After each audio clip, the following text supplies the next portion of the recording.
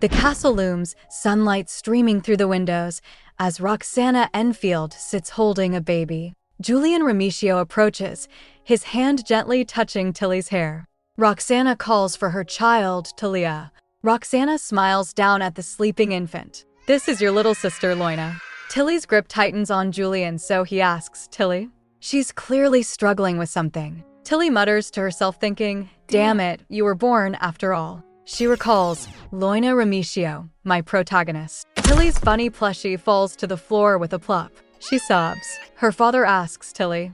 Julian pulls her close, patting her gently. There, my sweet Tilly." He teases, "Are you jealous because mommy's holding your sister? You want mommy all to yourself, don't you?" Tilly, her face a mask of irritation, retorts, "What? You think I'm some child who would cry over being jealous of my little sister?" "Julian, you dummy."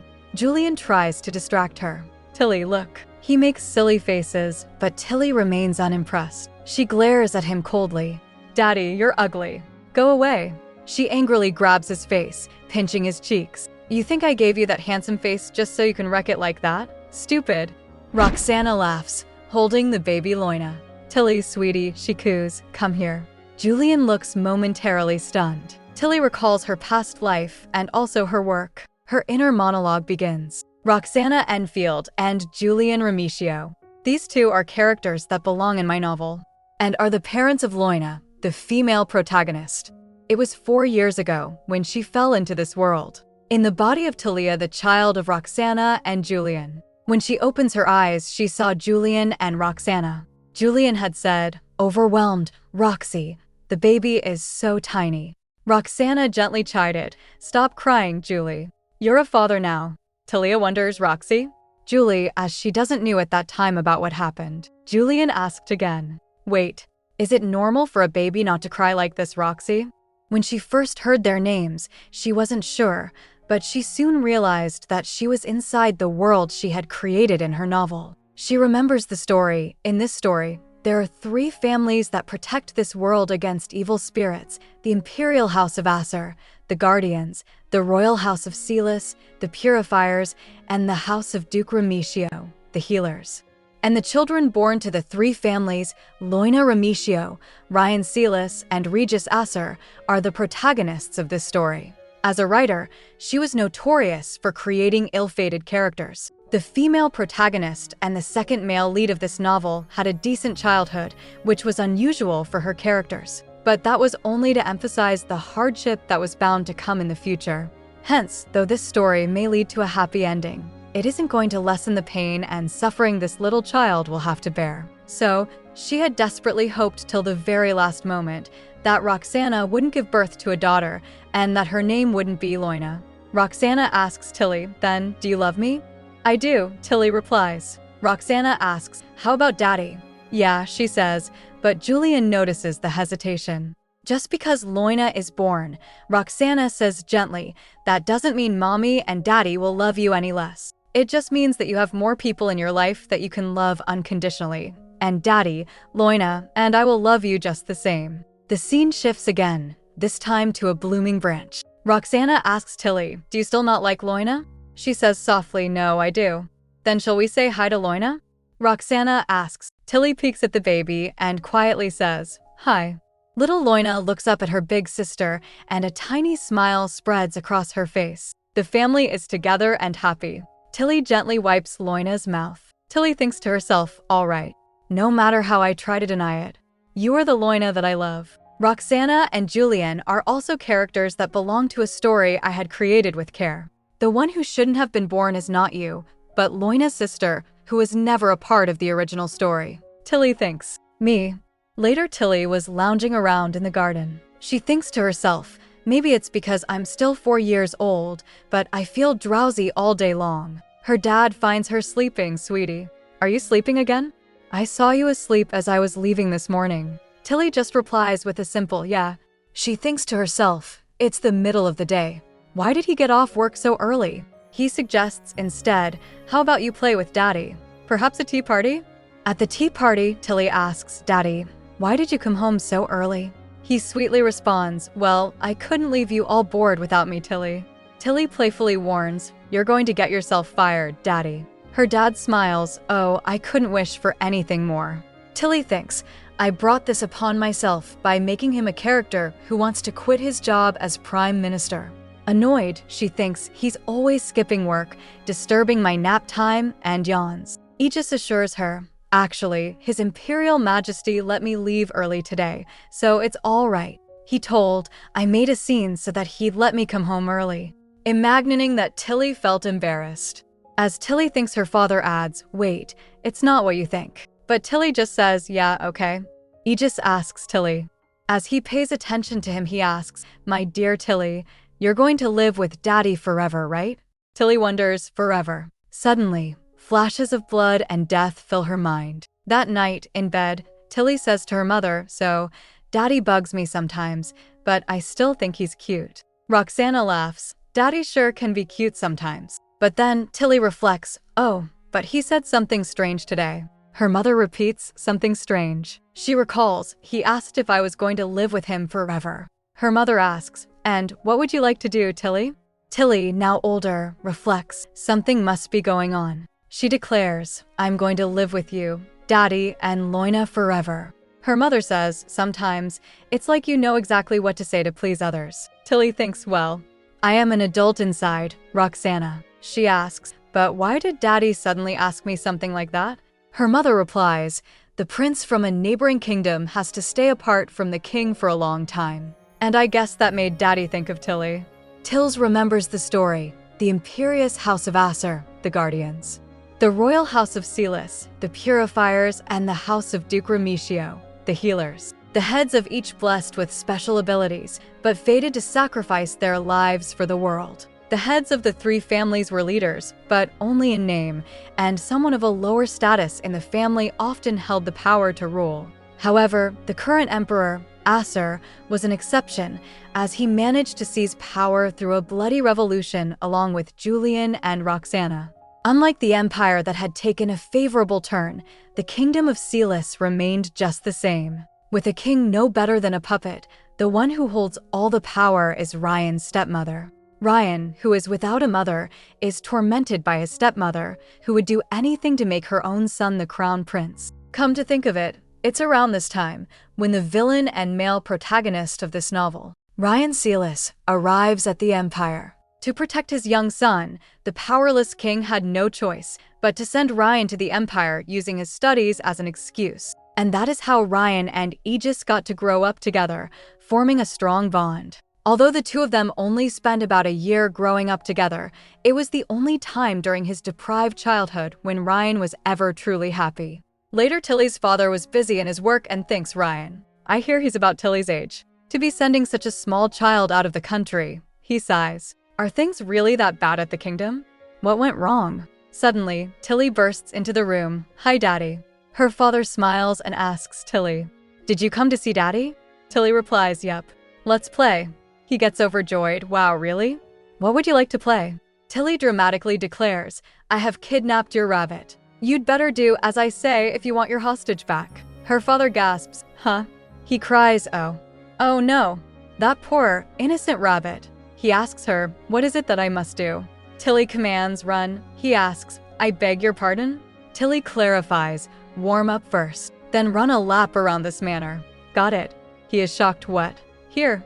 He asks, I have a question. So, you're saying, Tilly interrupts, you may call me Demon Queen. He continues, yes, Demon Queen. First of all, who is that rabbit? Tilly replies, he's the prince of a neighboring kingdom. Her father asks, and why must I save the rabbit prince of a neighboring kingdom? Tilly explains, if you save the prince, you'll get to own the kingdom. He states, but I do not wish to own the neighboring kingdom, Demon Queen. Tilly suggests, then just give it to the prince. There's no harm in befriending the king of a neighboring kingdom. Her father looks at her without responding. She laughs, if you're willing to save your friend, I'll let you run a lap around the garden instead of the manor. He sighs, I guess I really do have to run a lap. Tilly says, that is correct, now hurry. He shouts, yes ma'am, as he begins his task. Meanwhile, Aegis is having tea with his mother. She thinks he's really just an innocent, angelic child at times like these, but Aegis's mother tells him, you may be meeting a new friend soon. Aegis asks, a new friend? From which family? His mother answers, well, she thinks he often tends to have these unchildlike thoughts. She answers, she is the daughter of Duke Remitio, a lovely young lady who's a year younger than you. Aegis smiles, you mean Tilly? His mother asks, do you know who she is? Aegis replies, yes, father told me last time. And with a huge smile, that she will be my bride. Outside the Remitio estate, a picture-perfect day. Inside, the family is gathered for a meal. Julian offers Tilly a bite, saying, Tilly, say ah. He then asks, sweetheart, would you like to visit the Imperial Palace with mommy and daddy? Tilly's immediate response? A resounding no. She munches thoughtfully then, huh? Where did that come from? Her parents exchange a look. Her mother tries to reassure her husband the engagement with the Imperial House isn't even confirmed yet. She smiles, it was only a passing remark from His Imperial Majesty, so don't worry too much. He replies, okay.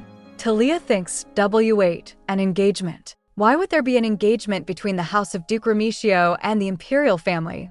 This isn't a part of the original story. She thinks back to the original novel. In the original novel, Loina was the only successor of Duke Remitio. But now there are two successors, including myself. So, even if one of us gets married to the Imperial family, there's no issue when it comes to the succession. But Prince Aegis is the second male lead. He's had a crush on Loina ever since he was a child. Hence, I might create a serious family dispute in the future if I get engaged to Aegis. Just then her mother asks, Tilly?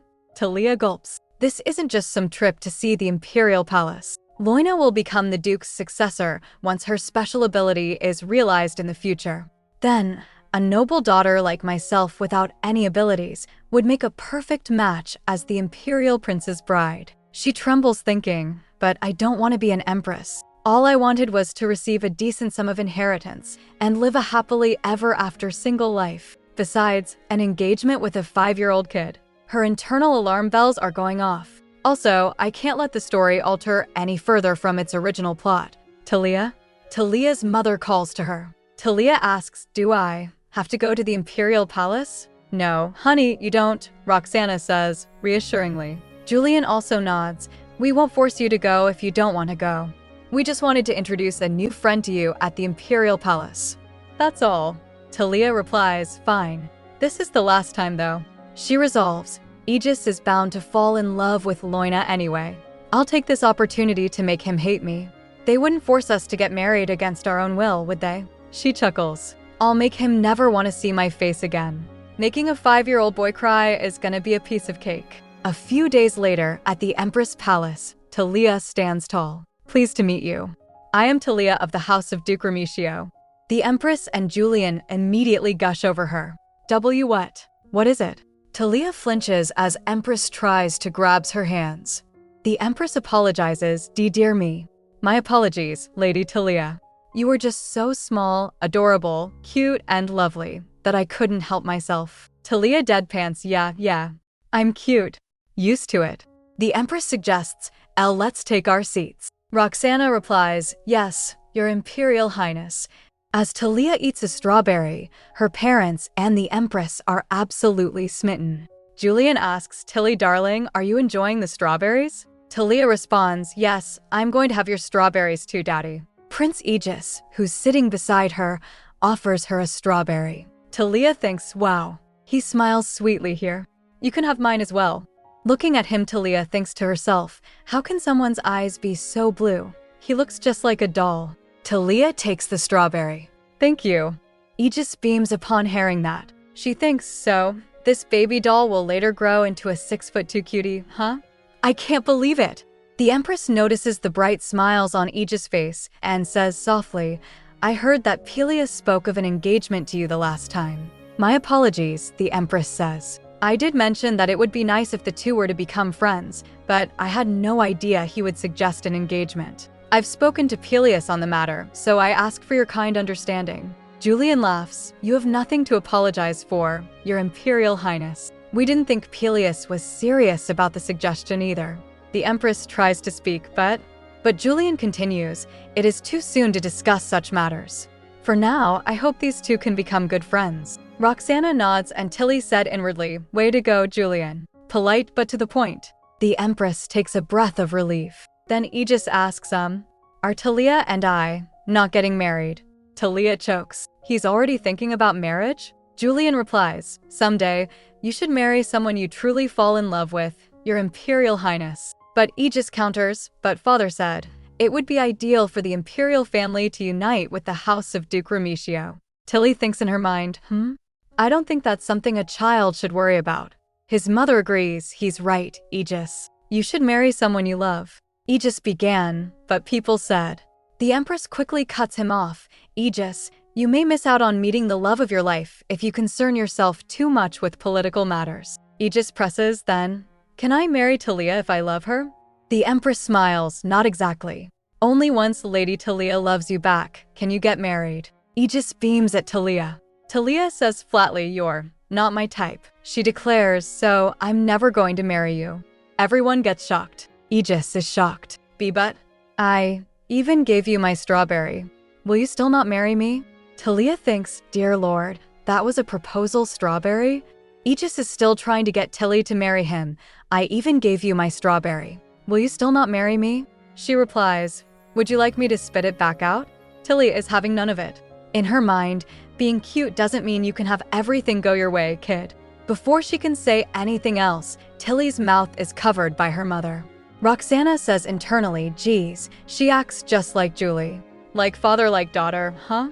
She instructed Tilly, that's not was to speak to a friend. Muffled, Thalia Saya, he's not my friend. Roxana turns to Aegis's mom and says, please excuse us for a moment. The Empress replies, act right. Aegis' mom looks nervous as they walk away. As they walk away, Tilly's mom thinks, I wonder why Tilly doesn't like hanging out with children her age.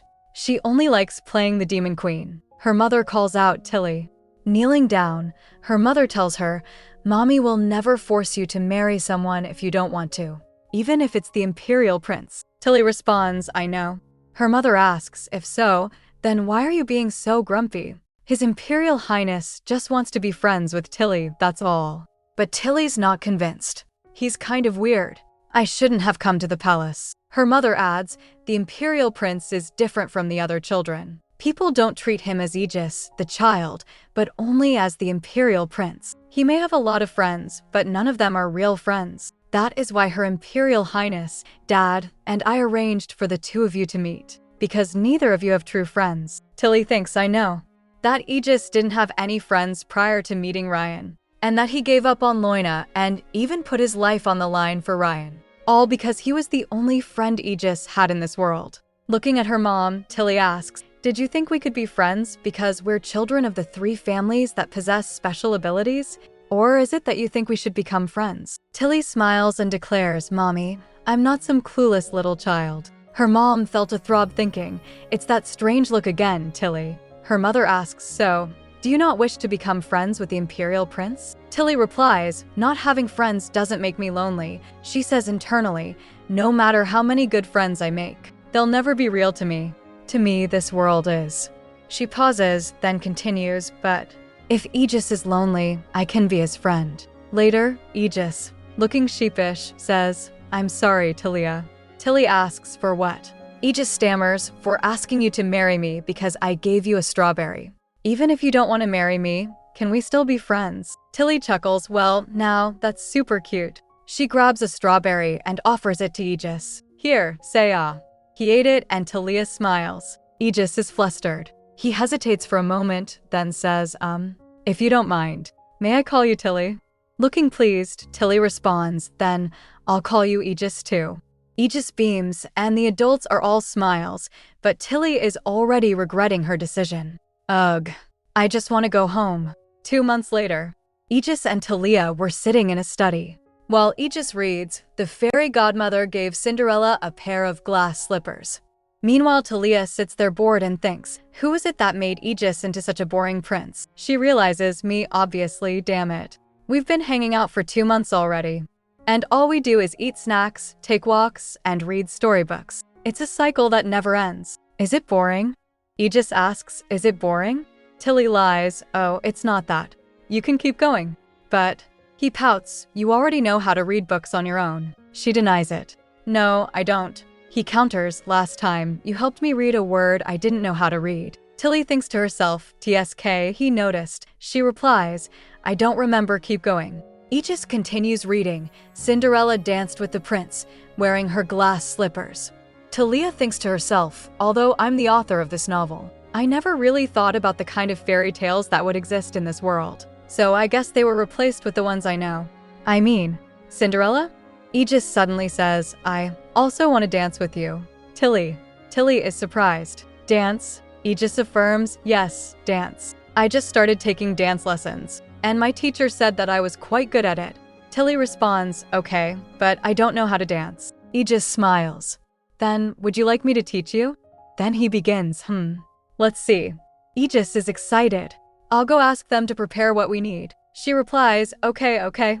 Tilly thinks, I was wondering why he chose Cinderella. But I guess it was because he wanted to dance with me.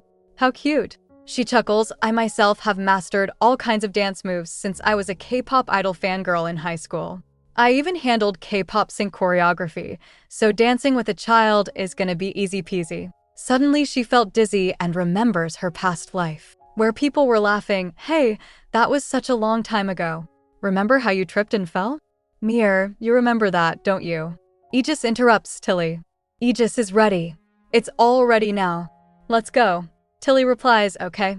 But when they arrive, Tilly is shocked. What? What's all this? It's a beautiful day at the estate. A pianist sits at a white grand piano in the garden and a painter is ready to make a canvas. But Tilly is not amused. She asks, I thought we were going to dance. Aegis replies, we are. Tilly is confused. What's all this then? Aegis explains, well, I asked my dance teacher and prepared the piano, but then my mother said she wanted to watch us dance. Tilly looks shocked. She even brought a painter? The Empress asks, I'm sorry, Tilly. Did I surprise you? Tilly responds, no, but... The Empress cut, the thing is, I told your fathers that I was going to watch you two dance, and they all got jealous, complaining that it wasn't fair. Aegis' mother smiles, amused. Tilly thinks, yeah, I can imagine. The Empress adds, so, I wanted to capture the two of you dancing together on canvas, if that's all right with you. The painter stands ready with his easel. She assures them, you won't have to stay in one position for a long time. Feel free to move around. Tilly sighs, thinking, who am I to blame? I'm the one who made them into these characters. She resignedly says, okay. The Empress smiles brightly, and Tilly took a sigh. Aegis also smiles and offers his hand. Tilly stares blankly ahead. Then they began. She recalls the scene a few moments ago. A maid presents Tilly with a new dress. Ta-da! My lady, how's this dress for today? It's a new one. Do you like it? Tilly, unimpressed, responds, yeah. Very babylike and pretty. Now she smirks thinking, it's a matching outfit, huh? They were all in on this together. As the music starts, Aegis and Tilly begin to dance. As the lovely background music plays, Aegis smiles serenely. But Tilly looks at him blankly. But then, she stomps. Tilly exclaims, looking surprised, oh, I stepped on his foot. But Aegis grins widely. Tilly thinks to herself, stupid. Later, Aegis sits with a book in his lap and Tilly is beside him, hugging a stuffed bunny. I wonder if Tilly doesn't like me, Aegis thinks. She looks really frustrated at times, like right now. He turns to her and asks, shall we take a walk in the garden? Tilly replies, I don't really like walking. Aegis offers, I'll give you a piggyback. She pauses and then says, fine. Aegis gives Tilly a piggyback ride. While walking in the garden, he asks Tilly, She responds. Aegis continues, you said you have a little sister, right? She replies, yes, you mean Loina? He asks, what does she look like? Tilly responds, she has white blonde hair and purple eyes, just like me. Aegis says, she must be cute if she looks like Tilly. Tilly replies, well, I think she takes after mommy more than daddy. I look more like my daddy. Aegis responds, I hope she looks like you. Tilly says, yeah, she looks like me too. Aegis then confides, I used to wish I had a younger sibling. Tilly asks, you used to? What about now? Aegis smiles. Well, now I have you, Tilly. Tilly, annoyed, thinks, but I'm not your little sister. Aegis continues, you are younger than me though. Tilly retorts, I'm gonna turn 5 soon, just like you. Aegis counters, but I'm also turning 6 soon. Tilly, enraged, asks, what did you say? She shakes Aegis violently, this little brat. Eek! Aegis cries. Just then they fell. Aegis exclaims, Tilly, are you alright? Aegis smiles brightly, but Tilly is not having it. She asks irritated, are you giving me that dumb smile because I'm like a little sister? Aegis responds, kind of. Tilly retorts, then pick another friend and treat them as your younger sibling. Aegis stammers, and no, I said kind of. I didn't mean that I really wanted you to be my little sister. It's you that I like, Tilly, not my other friends. And I only ever smile like this in front of you, Tilly. He rambles, I mean, I do smile in front of the other friends as well, but what I'm trying to say is that. Tilly finishes, that you only like me? Aegis responds, yes. Tilly asks, why? Aegis replies, because you're just like me, Tilly. You're a Remitio. She says, you mean, because we're the children of the 3 families whom the people depend on?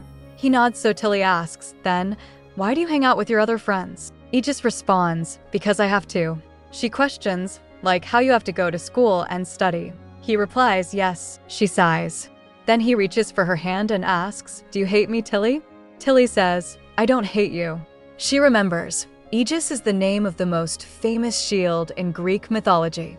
Aegis is a character who willingly chooses to become a shield to protect the people and those he loves. He is kind, polite, and upright. This has largely to do with his innate characteristics, but it is also because of the environment he was brought up in. A perfect prince you'd expect to see in fairy tales. Tilly clenches her fist. It can't be said that this thing is a bad thing, but it frustrates me, nonetheless. She looks at him and thinks, he's only just a little child. Is it right for me to make him sacrifice everything, just for the sake of the original plot? Or can I tell him that it's okay to be a little more selfish? Aegis asks, if it's not because you hate me, what's the matter? Tilly responds, it's precisely because I don't hate you that I don't know what to do with you. Aegis is silent. Tilly tells him, you're too little to understand, saying that she turns away. Later the carriage rumbles along the road, and inside, Tilly sighs, clutching her plush bunny. She took a sigh and thinks, geez, I got too worked up over a little kid. Her father looks over, concerned. A sigh? Did something happen? He asks Tilly, did you do anything special today? She replies, not really. Aegis gave me a piggyback. He perks up. He did? Are you happy to have an older brother, Tilly? He thinks everything seems okay. She asks, a hint of annoyance in her voice, why would you call him an older brother? Her father replies, well, he is a few months older than you. Tilly scoffs, hugging her bunny tighter. Yeah, right?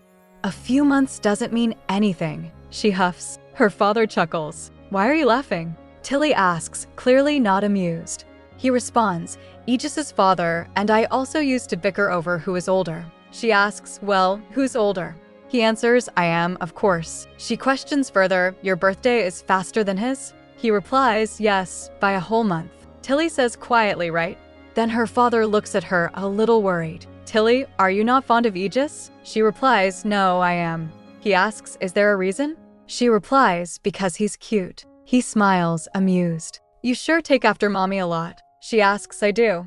Yes, like how you say those things with a straight face. He changes the subject. Oh, by the way, your portrait has been finished. She asks, my portrait?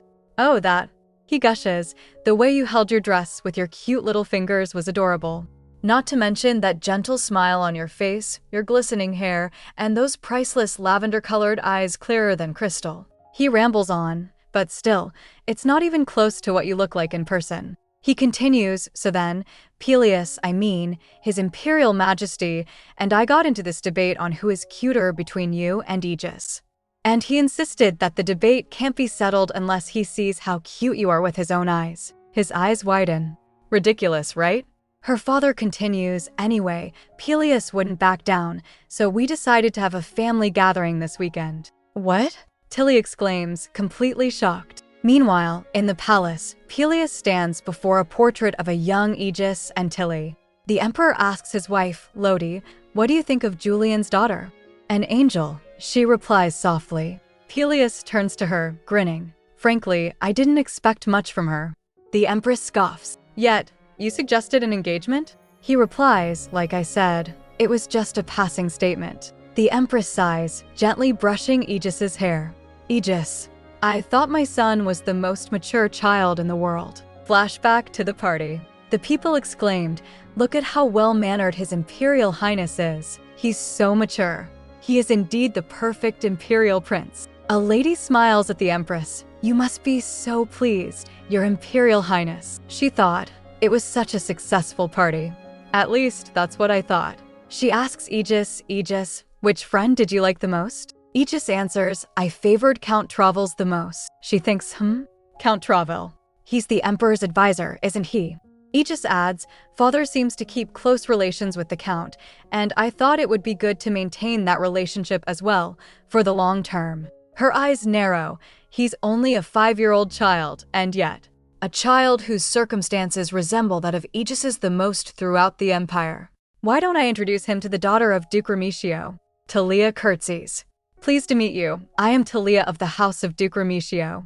The moment Charlotte saw Thalia for the first time, she was convinced that this child was an angel sent from heaven to change Aegis. Later at the family gathering, Peleus exclaims, "Oh." Thalia glares. "You can stop staring now, thank you." The Emperor says, "She looks just like Julian but is still cute." How fascinating. Julian retorts, "And what is your problem with me, Your Imperial Majesty?" Julian states, "Roxy and Tilly says that I'm cute, Peleus." Peleus replies bluntly, "So what? You don't look cute in my eyes." Tilly thinks to herself, "Gosh, maybe I shouldn't have set their relationship like this. They make everyone around them so uncomfortable." She sniffs her father's tea. This scent. Julian takes a sip. Thalia realizes it's coffee. The top 3 essential nutrients for Koreans: carbs, alcohol, and caffeine. Tilly looks up at Julian, eyes wide. Her father smiles. "Interesting, right? This is called coffee. It's what people like to drink in the South." She asks, "Can I try some too?" He responds, "You're too little to be drinking coffee, Tilly." Tilly is persistent. She thinks, "Come on, it's not even alcohol. A sip of coffee won't kill me." Can't Tilly? Tilly gives her the ultimate puppy dog eyes. "Just have one sip? Pretty please." Julian blushes, his resolve wavering. Well. But his wife stops him. Roxana glares at him. He replies, "And no, Tilly. Why don't we drink milk instead?" Peleus chuckles, holding out a cup to Thalia. "Haha. Here, Lady Thalia, have a sip." Roxana calls out, "Your Imperial Majesty." He adds, "It'll only be a single sip. Perhaps it'll give her an early taste of the bitterness of life." Thalia slurped the coffee. The bitterness of life? No way, this is more like the true taste of life. Damn, I miss this. Peleus asks, "Isn't it bitter?" Thalia responds, "It's good." Julian states, Tilly isn't very picky when it comes to eating. Just then Aegis offers a donut to Tilly. She grabs it and pieces it into 2, and they both eat. Everyone is blushing at the cuteness. After that, Tilly declares, "I want to go play with Aegis. Let's go." Aegis smiles. Tilly and Aegis walks, trailed by servants. Tilly thinks, "I left because of the fuzzy atmosphere where they were treating me like a little kid. But there's nothing much to do out here either." She sighs. Aegis speaks up. "Tilly." She asks, "What is it?" Aegis smiles at her. "Would you like to have coffee? You seem to like it, so I secretly asked them to bring some." She gets excited. "Coffee?" Tilly's eyes light up. He offers her the coffee beans. "Here, have some." As she stares at the beans, Aegis tilts his head, confused. "What's wrong? Aren't you going to eat it?" He crunches down on a coffee bean. He exclaims, "Ugh, what is this?" She begins, "Why would?" Just then Tilly recalls a scene from her past life. Someone laughs. "Why would you eat that, dummy?" Someone cried, "Ugh, I hate you. I'm telling Mom." The first person replies, "What did I do?" "You're the one who said you wanted to try coffee." Thalia thinks, right, that happened too. Aegis asks, concerned, "Tilly, are you all right?" Tilly says quietly, "I want to go home." Aegis's hand reaches for Tilly's. "You can't go back just yet because we're supposed to have dinner together." Tilly yells, pulling away. "Let go of me. I'm going to go home." Tilly declares, "I'm going to go home." Aegis, looking totally distraught, tries to stop her. But Tilly's having none of it. Her memories are flooding back, and she thinks, "I know all too well, since I died holding my brother's hand." She remembers her brother crying. "My brother, who always used to make fun of me, cried his eyes out. So it must mean that I'm truly dead, right?" But still, she shouts, "I want to go home." She grabs her bunny and starts whacking Aegis. Aegis tried to speak to Tilly. "Wait." The maid gets horrified. "And my lady?" Tilly plops to the ground, wailing. Her mind was conflicted. It's sad enough that I had to die like that. So why did I have to be reincarnated as a character who doesn't even exist in the novel that I wrote? She seriously questions her whole existence, despite my efforts of trying hard to grow fond of this place. No matter how hard I try, I can't help but think that everything is just a figment of my creation. She sobs, calling out Mommy. Her inner monologue continues. The only thoughts that fill my head is that perhaps this is all just a dream and that I'd wake up in a hospital bed when I open my eyes. And if that isn't possible, all I wish for is to see my real mother one last time. Later, Aegis tries to comfort her. The Count will be here soon. Tilly, are you okay now? Tilly sniffs, clearly not okay. She replies, I'm not okay. She says internally, I didn't even cry that much, and yet, I'm exhausted. Aegis wipes away her tears. She sobs thinking, this useless body of a child. Aegis asks gently, is there something you're unhappy about? Is it because of the coffee? But Tilly's got bigger issues. She replies, it's because I wasn't born as a cat. Aegis is baffled. You want to be a cat? How come? Tilly says, because if I was a cat, I wouldn't have become friends with you. Aegis' heart sank. He asks flustered, do you hate me, Tilly? Tilly replies, I don't hate you. I like you. Aegis' hope flickers. Then, why would you say that? She replies, well, do you like me? Or do you feel like you have to like me? Aegis gets clearly confused.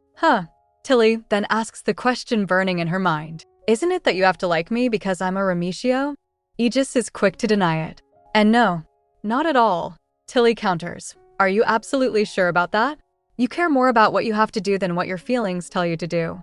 Aegis doesn't respond. She adds, you said that we were alike, right? She answers herself, you're wrong. We're completely different and we'll never be the same. I just want to be friends with you because I like you, but it's not the same for you. She continues sternly, I can tell what you're thinking when you smile at me. If you keep that up, I won't be friends with you anymore. Aegis gets shocked. You won't be friends with me anymore? Tilly confirms it. That's right. I won't come over anymore, and I won't call you Aegis either. Aegis says, but you said that you like me. She confesses, I do. But I don't want to like you if you're not going to like me back. Aegis confirms again, I like you too, Tilly. Tilly sighs, her arms crossed. Even if someone else was Duke Remitio's daughter, you would have treated her the same, isn't that right? Aegis denies it, that's not true. Tilly challenges, are you sure? Aegis' shoulders slump. I don't know. Tears started falling from his face as he asks, what am I supposed to do? Tilly comforts him, instead of thinking about what you have to do, think about what you would like to do. Aegis says, but I have to be a good imperial prince. Tilly reassures him, it's not that you have to become a good imperial prince, but rather to make people believe that you will become a good imperial prince, because you are a good person, Aegis. Tilly's face softens as she says, but to be honest, I don't care if you're a good person or not. I just like you for who you are. She said inwardly, Aegis, I wish that you would become just a little more self-centered. Though this is a world of my creation, being born here, you deserve to live a life of your own. Aegis is touched by her words. Tilly continues thinking, since we don't know how or when our lives will come to an end, I wish for you to live a life without regrets. Even if you suddenly quit being the second male lead and become a villain, as a character born into this world that I've created, I will always be fond of you no matter what. Tilly smiles softly, thinking, oh, I see. Perhaps I was born into this world to save someone, because whether they're the protagonist, a supporting character, or a villain, my love goes out to each and every character, equally. Tilly is all smiles, surrounded by daisies, as she tells Aegis, if you like me too, not as an imperial prince, but as Aegis, then let's become real friends. Aegis shakes his head, and Tilly is taken aback. You don't want to be friends with me? He stammers, yes, I mean, no, I want to. Tilly is confused. Huh? Well, which is it? She asks, then why did you shake your head? Aegis looks down and admits, I don't. Just want to become real friends with you, Tilly. Then, Tilly asks, tilting her head. Aegis declares, clenching his fist, I want to marry you, Tilly. Tilly gets shocked. What the? She says, trying to let him down gently, I'm not so sure about marriage. Aegis is confused. How come? We both like each other. Tilly tries to explain, well, there are different ways of liking someone. To get married, You must like that person in a special way. Aegis insists, I do like you in a special way, Tilly. Tilly, completely flustered, replies, right, thanks. He adds, but we can only get married if you like me in a special way too, right? She replies, clearing her throat, right. Aegis is determined. Then, I'll try my best to make you like me in a special way. Tilly thinks to herself, I guess he is the second male lead of a romance novel after all. She considers, that's a bold thing to be said by a 5-year-old, if only it weren't for his runny nose. She stands up telling him, okay, give it your very best. Just then, Roxana and maids arrive, overhearing everything. Tilly freaks out, AAE. She asks Roxana, how long have you been listening? Her mother replies, ever since he proposed to you. Oh, Tilly flinches. Her mother sighs and asks, Tilly, why did you cry? Thalia points, His Imperial Highness told me to eat those coffee beans. It's my fault. I gave Tilly something that wasn't edible, Aegis says, bowing. I am sorry. Roxana remains silent. Tilly retorts, so, I hit His Imperial Highness with this rabbit 3 times. Roxana asks sternly, Thalia Remitio, you know what you've done wrong, right? Tilly responds, looking down apologetically, I hit His Imperial Highness, although I'm not supposed to easily hurt others. Roxana presses, why did you do it? Tilly explains, you told me that Aegis needed a real friend. I wanted to be Aegis's real friend because I like him, but Aegis was only being nice to me because I'm a Remitio, not because he really likes me. So I decided to not be friends with him and was about to go home, and when he tried to stop me, I got mad and hit him, but I talked it out with him. Tilly pulls Aegis close and says, sorry for hitting you, Aegis. Aegis says simply, okay. Roxana apologizes, Your Imperial Highness, I apologize for my daughter's misbehavior. Aegis replies, it's all right. Roxana continues, I also apologize for the unnecessary pressure I may have caused you to feel. If I may just add a word, whether you're a good child or not, Julie, and I also like you just the same, so there's no need for you to try so hard all the time. Tilly realizes, so I guess she heard the entire conversation. Thank you. Aegis thanked her. Then Roxana turns to Tilly and smiles warmly. Tilly, it's a bit soon, but let's go home now. Few days later at morning, Thalia went to check up on Loina. Loina woke up. Looking at her, Tilly says, you just woke up and you're not even crying. Loina smiles and calls out Mama. Then she rises up and sits. Thalia exclaims, wow, you can even sit up by yourself? Well, come to think of it, I guess you're already 6 months old. Again, Loina calls out Mama. Thalia asks her, do you like me because I'm your big sister? She giggles to herself, taking denial, anger, compromise, depression, and acceptance. I think I'm somewhere near the stage of acceptance right now. It's difficult for me to keep pretending like this isn't happening and to throw a tantrum and cry about it. If I can no longer go back, I have to accept the fact that I must now live as Thalia. She asks her little sister, Loina, do you think I've been sent here to help someone? Then she adds, smiling, good morning, Loina. Meanwhile, at another place, an attendant says, Madam Matilda, since we need to prepare for the Imperial Knight's arrival, you should move to another carriage. She turns to Ryan and says, all right, Your Highness, please come here. As Ryan turns to her, Madam Matilda smiles at him. Your Highness, I'll have to take a different carriage for now. Will you be all right by yourself? Ryan replies, yes. Alone in the carriage, Ryan slumps. He recalls his conversation with his father. His father said to him, Ryan, it'll be much safer if you go stay at the Empire. Ryan, alone in his carriage, thinks, that's a lie. Later, Roxana was ready to leave, but Tilly is not happy about it. Roxana says, Mommy's going to be back in 10 days at the latest, okay? Tilly huffs, that's not the problem here. You would have left without a word if I hadn't gotten up early this morning. The Grand Duchess apologizes, explaining she's been busy with work. But Tilly is worried, so I guess Roxana will soon be meeting Ryan. She sternly tells her mom, next time, you have to tell me at least a day in advance. Julian is touched. The Grand Duchess promises she will, and Tilly gives her a sweet smooch goodbye. As her mom rides off, Tilly hopes Roxana doesn't get too upset and wishes her safe travels. Then her doting father says, now then, Tilly, how about you and I go on a date? Then they went to see a play. A man with a sword cries, my lady, I shall save you. Please hold on. He struggles, shouting, "Arg, you bastards!" A woman stands tall, and the man cries, "My beautiful lady, come away with me, to somewhere far away, my lady." He whispers, "Goddess of comedy and delight, Thalia. Did you enjoy my play?" Tilly and her father claps. That's right, Thalia was the goddess of comedy. Tilly thinks to herself, the name Aegis also comes from Greek mythology. But this world is dominated by a monotheistic religion. So, how and where did the goddess of comedy suddenly appear from? Later, over a fancy meal, Tilly asks, "So, you named me after a character from a play?"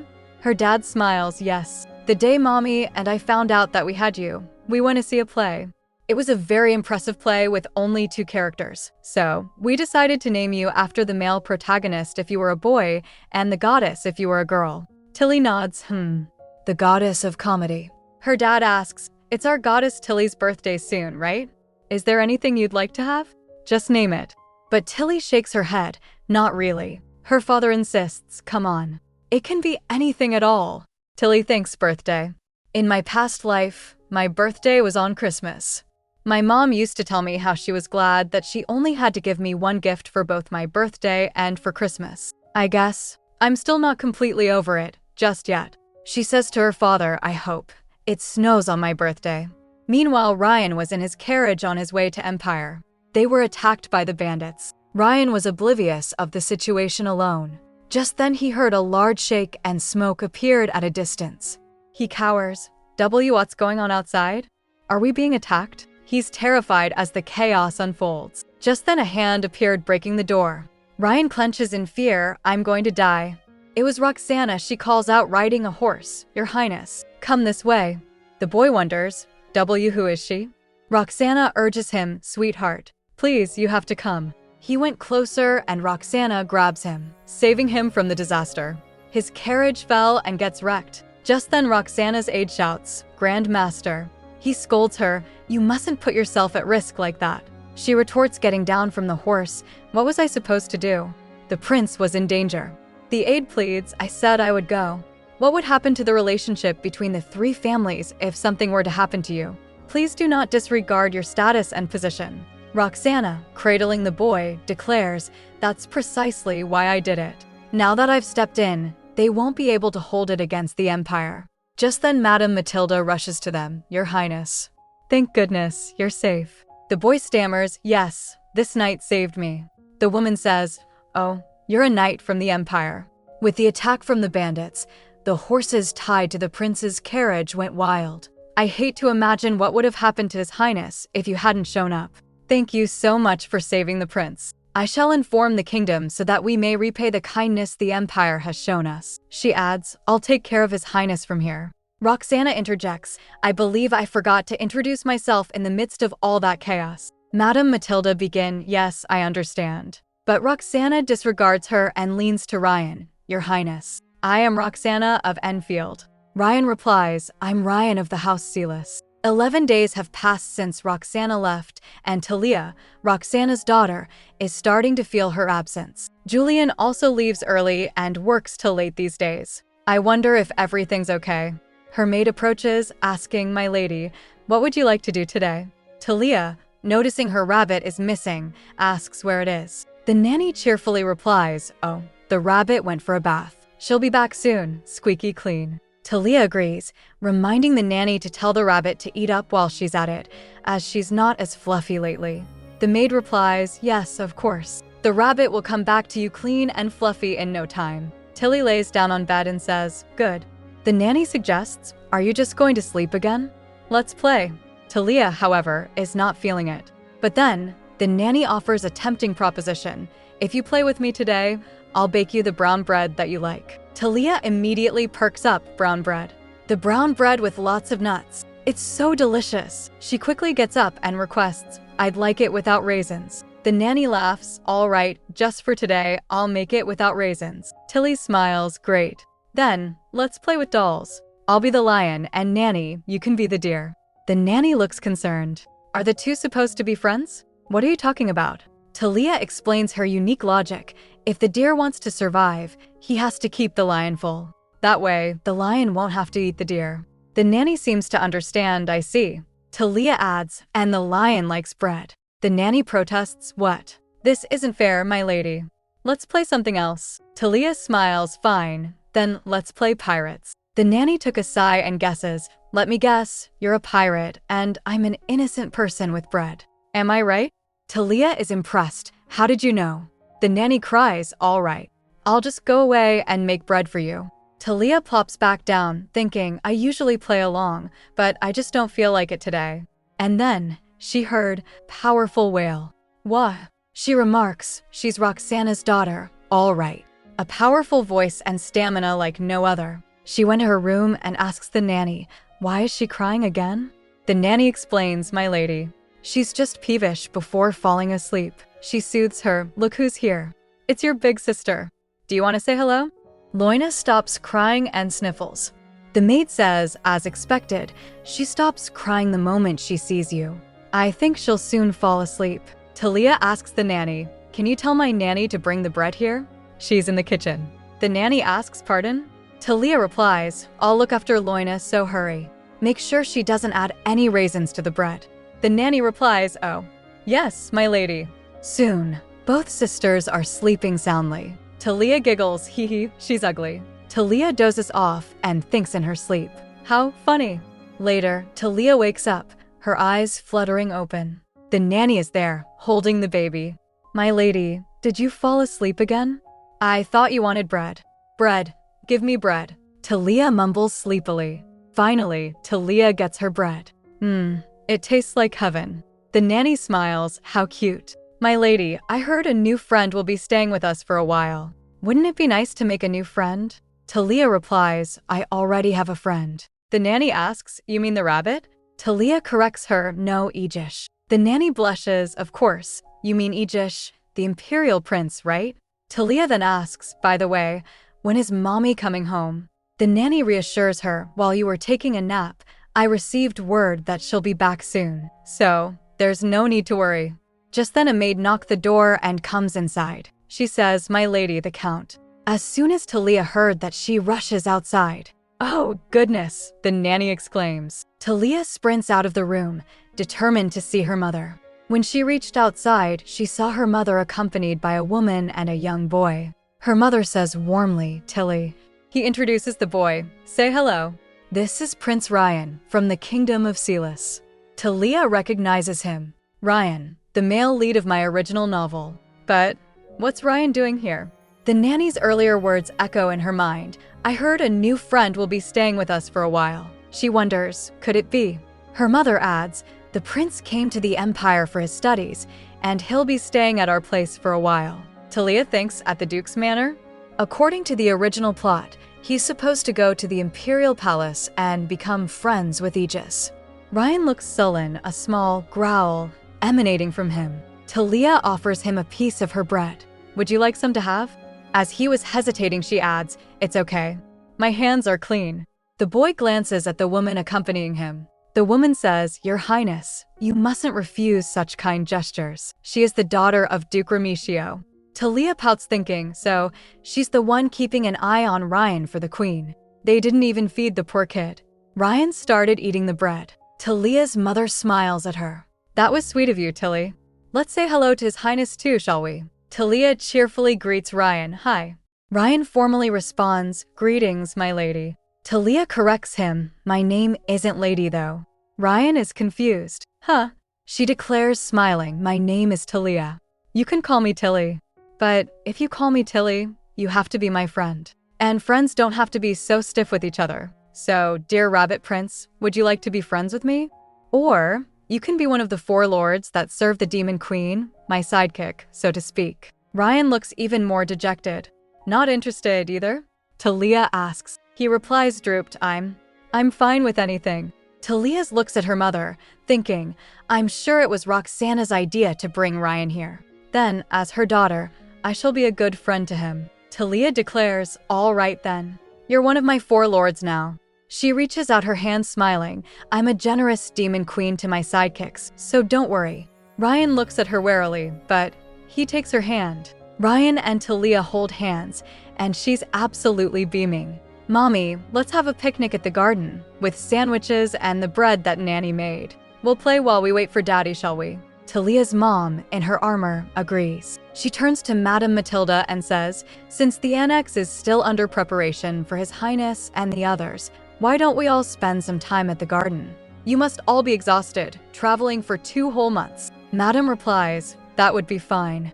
Roxana points towards the servant and adds, in regards to your stay at the annex, our butler will be at your service. Thalia excitedly calls Mr. Butler. The butler bows politely. Yes, my lady. But then Thalia whispers something in his ear that sounds sinister. From now on, the prince is going to be one of the Demon Queen's 4 lords. I'll let you be one of the 4 lords as well. So let's do something naughty together. The butler thinks for a moment, then grins. I'd be honored.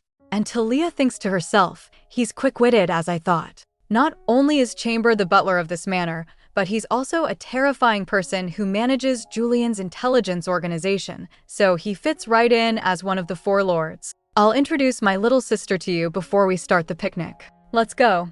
Thalia turns to Ryan and says, she's really ugly, you know. It's hilarious. Her mom is quick to correct her, Tilly, I told you not to call Loina ugly. She understands, even though she's just a baby. Thalia grabs Ryan's hand and says, let's go, Ryan. But her mom warns Tilly, you'll hurt your friend if you tug him like that. Thalia retorts, he's not my friend. He's my underling. Her mother asks, where in the world did you learn that word? Thalia giggles. From Daddy. But then she stumbles and falls. Ryan gets concerned to Tilly. She thinks, damn it, this blasted body just won't listen. How I wish I could control my arms and legs properly. Her mom rushes to her side. Sweetheart, that's why I told you not to run. Are you hurt? And are you all right, Your Highness? Thalia looks up at her mom. Mommy, can you hold me? Her mom picks her up, along with Ryan. Ryan is a little flustered. Roxana asks, would you like me to put you down? He hesitates, then whispers no. And with a smile, her mom holds both of them close. As they head inside, the maid calls out Countess. Roxana asks Nanny, was Loina crying a lot again? The nanny replies, no, she cried much less today. Lady Tilly was by her side the entire time. Her mom smiles. That's right. Loina likes her big sister very much. Tilly, could you wait here with His Highness for a moment? Your Highness, I'll return once I get changed. Ryan agrees softly, okay. Thalia's nanny sits with her. My lady. Yes, Thalia asks. The nanny says, you mustn't run with food in your mouth like you did earlier. You might get sick or throw up because you're still too little. You must sit down and chew your food slowly, okay? Thalia replies, right, okay. Then Ryan approaches. It's a pleasure to meet you, Your Highness, the nanny says with a grin. She introduces herself, I'm Mia Harrison, Lady Tilly and Lady Loina's nanny. Ryan panics and latches onto Thalia, hiding behind her. Thalia thinks, wait, what? This is adorable. As Ryan was almost teary, she thinks to herself, my goodness, I wish I could just cuddle my baby right now. She remembers, Ryan from the original novel grows up to become a fierce person who always has his guard up, and that's from being raised in an environment where there was no one to trust. But this time, Thalia declares smugly, Nanny, he just became the first of my 4 lords. He's the Demon Queen's #1 underling. The nanny looks surprised. Oh my. Then who are the other 3 lords? Thalia responds, Mr. Butler and the remaining spots are still open. Then Nanny asks, what are you going to do once you have your 4 lords? Take over the world. Thalia responds, why go through such a bothersome task? The nanny is taken aback then, why are you recruiting them? Thalia declares, he refused to be my friend, so I told him to be one of my 4 lords instead. Ryan is flustered. That's not it. I never said I didn't want to be your friend. I said that it didn't matter to me either way. Thalia says, you're now the first underling of the Demon Queen, so don't say that it doesn't matter. Because as the Demon Queen, it matters to me. Ryan nods, and Thalia thinks to herself, could it be you that I'm supposed to save? Her mind raced, however. This entire story is based on the destruction of the world caused by an evil spirit. If I change the original story by saving Ryan now, he may not be able to destroy the evil spirit and the world may perish. If I let things flow according to the original plot, Aegis and Loina will save Ryan from the evil spirit 17 years from now, and Ryan will then destroy the evil spirit. That will be the path to a happy ending. But Thalia can't wait. But 17 years? That's far too long. Am I supposed to watch and do nothing as he's being abused all that time? Her nanny asks, my lady? Shall we introduce Lady Loina to the first of the four lords? Thalia snaps out of her thoughts. Oh, right. Yen, come say hello to my little sister. Loina is still a baby. She's only been born for 6 months now. Ryan stares at the baby. Thalia looks at them curiously. This meeting never took place in the original novel. However, the wheels have started to turn as per the destined fate. Roxana's in the bath, but she's not relaxing. She's thinking, and it's serious. She recalls her conversation with the Emperor and Julian. She declares, I'll be taking Prince Ryan to the Duke's manor. Peleus replies, Roxy, I understand your concern, but… She cut in, you've seen him with your own eyes. He's the same age as our Tilly. Yet, it's apparent how he's been neglected. Peleus looks towards Julian and Julian nods, his face grim. Roxana continues, the prince should be looked after in a more caring environment than the imperial palace. Back to the bath, she thinks in her mind, it still works me up that they left the child starving because they were too occupied with the negotiation. Roxana sighs, clearly frustrated. I wish I could just punch that Matilda in the face, but she looks like she might die after a single blow. Damn the 3 families. She turns to a maid with instructions. Tell the head chef to consult with the doctor and change the diet. Till now, we didn't have to worry since Tilly isn't picky with food. But we don't know how the prince is, so keep a close eye on him. Also, tell the chef to make an abundant amount of food so that he can eat as much as he wants without worrying. What shall we do with the leftovers? The maid asks. Roxana replies, dispose the leftovers at the annex, since food should never be wasted. Later, Ryan is in the garden, happily stuffing his face with pastries. Gobble, gobble. Thalia asks, is it tasty? And Ryan replies with a resounding yes. Thalia thinks he's eating like there's no tomorrow.